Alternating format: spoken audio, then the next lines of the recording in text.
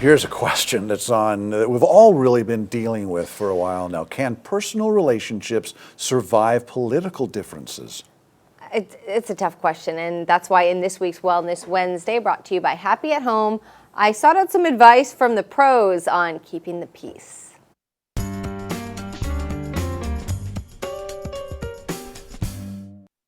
I've had issues with family members and peers at school, definitely. Politics, that thing you're not supposed to talk about, seems to be all anyone can talk about lately. Having a different political preference or whatever, does that stop you from becoming friends with somebody? Oh, no, it doesn't, honestly. I try not to, either if it's friends or if I was dating somebody, I try not to get it into, just conflicts or anything like that. Some of my team members here at Action News Now are pretty good at navigating this. But according to a recent 5,000-person survey from Oddspedia, 1 in 6 Americans has ended or considered ending a relationship because of political differences.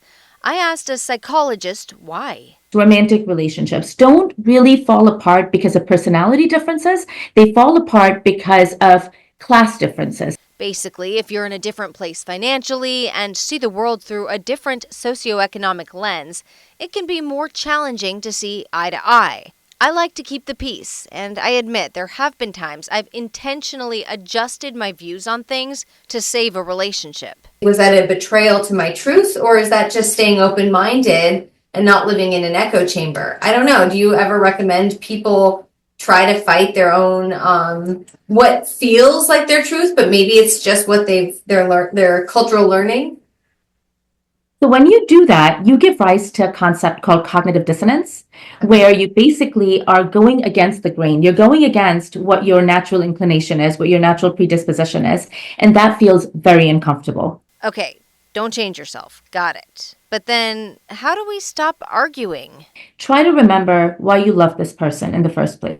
And I think at kind of the end of the rope, if you follow it all the way, you'll almost always find a fear. Dr. Hafeez says as animals, we have a parasympathetic nervous system that triggers us to protect ourselves when we're afraid.